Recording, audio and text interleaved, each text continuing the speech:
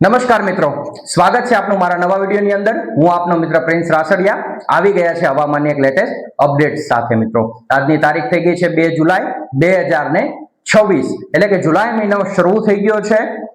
શરૂઆત થતાની સાથે મેઘરાજા જાણે મહેરબાન થતા હોય એમ અલગ અલગ વિસ્તારની અંદર ખૂબ સરસ મજાનો ચોમાસાનો માહોલ જામી રહ્યો છે। એ આપ પણ નિહાળતા હશો કે આજુબાજુના વિસ્તારોની અંદર વરસાદ શરૂ થઈ ગયો છે। આપણા ગામની અંદર વરસાદ છે કે નહીં મને જરૂર કોમેન્ટ કરીને જણાવજો, જેથી મને પણ ખ્યાલ આવે કે ભાઈ કયા કયા વિસ્તારની અંદર વાતાવરણ સુધરી રહ્યું છે, વાતાવરણની અંદર ચોમાસાની મહેફિલ જામી ગઈ છે। મિત્રો હવે આજે આપણે વાત કરી લઈએ કે IMDએ શું નવી અપડેટ આપી છે। તો કે ઇન્ડિયન મેટેરિયોલોજીકલ ડિપાર્ટમેન્ટ ચોમાસાનું જે હવામાન વિભાગ છે એ ચોમાસા માટેના જે એના નિયમો મુજબ જે છે કે એ ચોમાસું એ જે તે વિસ્તારની અંદર પહોંચ્યું કે નહીં એ વિષયક જે છે માહિતી બુલેટિન પ્રસારિત કરતું હોય છે। મિત્રો તો એના અનુસાર જે છે કે ગઈકાલે એટલે કે 1 જુલાઈ 2026 ના રોજ ગુજરાતના સૌરાષ્ટ્ર વિસ્તારની અંદર જે છે ચોમાસું બેસી ગયું છે। ખૂબ આનંદના સમાચાર છે અને મારા સૌરાષ્ટ્રવાસીઓના ખેડૂત મિત્રોને ખૂબ ખૂબ અભિનંદન આપી દઉં કે ભાઈ 1 જુલાઈ થી જે છે કે સૌરાષ્ટ્રનો અડધો ભાગ જે છે ચોમાસાની રેખાની નીચે આવી ગયો છે। હવે આપણે વાત કરી લઈએ કે ભાઈ કયા કયા વિસ્તારની અંદર જે છે ચોમાસું બેસી ગયું છે અને જે કયા સૌરાષ્ટ્રના વિસ્તારો છે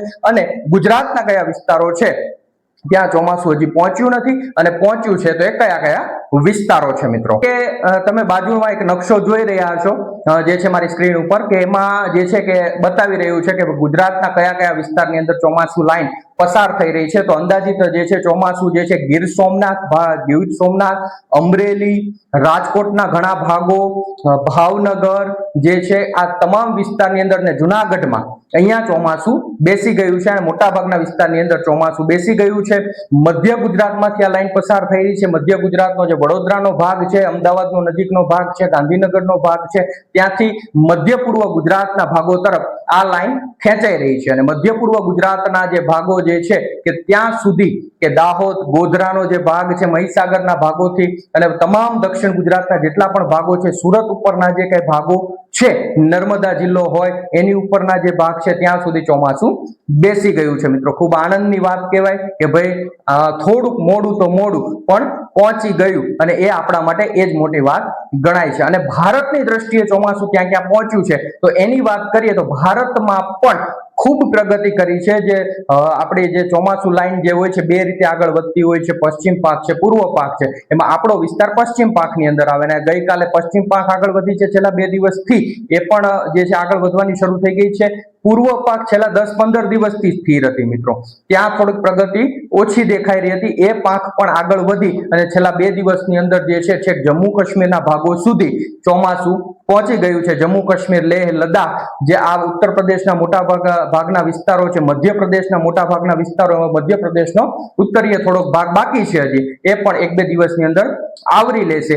દિલ્હીના ભાગો સુધી ચોમાસું પહોંચી ગયું છે। હવે ધીમે ધીમે આ જે ચોમાસું જે લાઈન છે એ પશ્ચિમ ભાગ જે છે છેલ્લા આવનારા 2 દિવસની અંદર હવે વધુ સૌરાષ્ટ્રના ભાગો તરફ આગળ વધશે અને ત્યારબાદ જે છે 3-4 દિવસની અંદર કચ્છના ભાગને પસાર કરી ઉત્તર ગુજરાતના ભાગને પસાર કરી આગળ વધી જશે। મિત્રો અને જે પૂર્વ પાંખ છે કે જે ભારતના ભાગોની દ્રષ્ટિએ આપણે વાત કરીએ તો એ પણ રાજસ્થાનના ભાગો તરફ અને પંજાબના ભાગો તરફ, પંજાબ હરિયાણાના ભાગો તરફ આગળ વધશે। આમ તો ત્યાં પણ જે છે અમુક વિસ્તારોની અંદર ચોમાસું ધીમે ધીમે પહોંચી રહ્યું છે। મિત્રો એટલે કે હવે ઝડપથી જે છે આ ચોમાસું આગળ વધશે કારણ કે અરબી સમુદ્ર સક્રિય થઈ ગયો છે, બંગાળની ખાડી પણ ખૂબ સક્રિય જોવા મળી રહી છે। એટલે કે જે છે કે એની અંદર જે દરિયાનો કરંટ જે છે એ ચોમાસાને હવે ધક્કો મારી રહ્યો છે અને મોટા ભાગના જે ભારતના વિસ્તારો છે, ગુજરાતના વિસ્તારો છે ત્યાં ભેજનું પ્રમાણ જે છે ખૂબ વધી રહ્યું છે અને પવનની જે ઝડપ હતી જે છેલ્લા અમુક દિવસથી તમે જોતા હતા કે ખૂબ પવન વાયો અને જેથી કદાચ વાતાવરણ બનતા રહી જતું હતું, વાદળો આવતા હતા, વાદળો ધીમે ધીમે ગોઠવાય એ પહેલા જ પવનની ઝડપને કારણે વિખાઈ જતું હતું। બપોર પછીનો જે સમયગાળો હોય એમાં વાતાવરણ ઘણી જગ્યાએ ચોખ્ખું થઈ જતું હતું।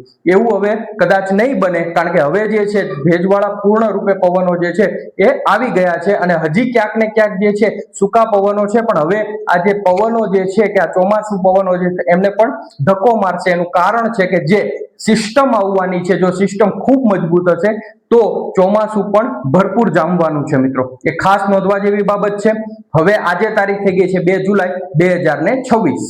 તો મિત્રો આજે વાત કરી લઈએ કે આજના દિવસે ક્યાં ક્યાં વરસાદની સંભાવનાઓ રહેલી છે. તો મોટા ભાગના દક્ષિણ ગુજરાતના જે કાંઈ વિસ્તારો છે, કારણ કે ગઈકાલે મેં તમને જે બુલેટિન ઉપર જે બતાવ્યું હતું કે ભાઈ કયા કયા વિસ્તારની અંદર વરસાદ પડી ગયો છે, આ તે જે છે કઈ રીતે આપણે એને જોઈ શકીએ, એપ્લિકેશન થ્રુ જોઈ શકીએ, અને જે સેટેલાઇટ થ્રુ આપણે જોતા હોય છે આપણે ગઈકાલના વિડીયોની અંદર જોયું. હવે આપણે આજે મોટા વિસ્તારોની વાત કરીએ, કારણ કે ચોમાસું હવે જે છે એ ખૂબ સક્રિય છે, જેથી હવે વરસાદ જે થવાનો છે મોટા ભાગના વિસ્તારની અંદર થશે એવું જણાઈ રહ્યું છે મિત્રો. તો દક્ષિણ ગુજરાતના જે કાંઈ સુરત, નવસારી, વાપી, વલસાડ, વ્યારા, બિલીમોરા જે છે આ બધા વિસ્તારોની અંદર ખૂબ સારો વરસાદ થઈ શકે છે, અને આ વરસાદ દિવસ દરમિયાન પણ શરૂ રહેશે અને રાત્રિ દરમિયાન પણ ખૂબ સારું પરફોર્મન્સ બતાવી શકે છે. અને આવનારું જે અઠવાડિયું છે આ વિસ્તારોની અંદર ઓરેન્જ થી રેડ એલર્ટ ગણીને ચાલુ, કારણ કે અહીંયા જે છે આવનારા જેમ જેમ 5 જુલાઈ પછી અહીંયા 100 mm આજુબાજુ 100 થી 150 mm જેટલો વરસાદ, એટલે કે 4 ઇંચ થી લઈને 8 ઇંચ સુધીનો વરસાદ